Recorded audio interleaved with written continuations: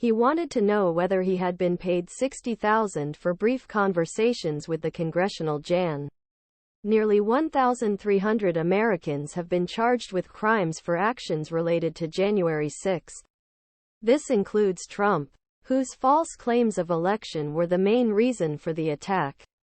But insurrection was made possible by another group of people, a network of political operatives like Guilfoyle, who profited personally by helping to rally and mislead the mob that later attacked Capitol. These actions were legal, and there is no evidence that Guilfoyle or the other operatives and donors discussed in this story were involved in the planned, advocated, or subsequent attack on Congress. But Trump has vowed to be a dictator for a day if he returns to the White House. And the courts are now striking down his claim that he is immune from criminal prosecution for his actions. Jan. 6.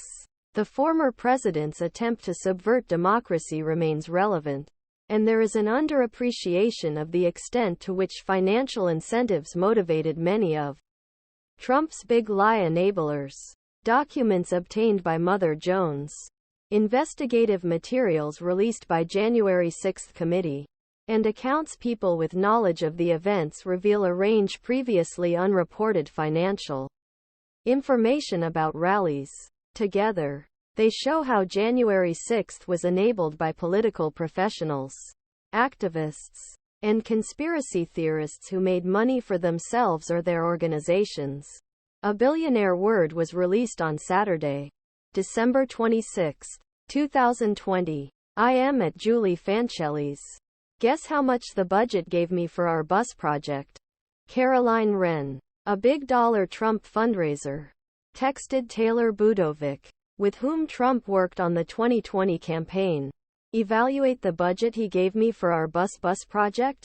Lolol, Budowich replied, then added, rich people are so weird.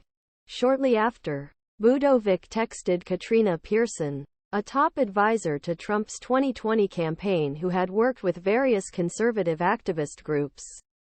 Call me, Budowich wrote. There's big money for the rally on 6. Those messages prompted a multimillion-dollar outpouring from Fancelli to a handful of groups and organizers planning rallies on Jan.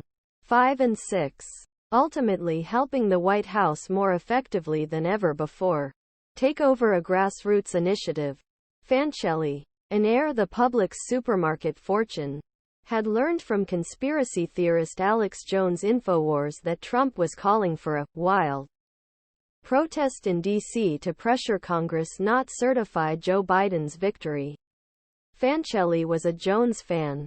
In early December, she sent Free Speech Systems, which owns Infowars, nearly $170,000 in a check stating it was for Infowars products.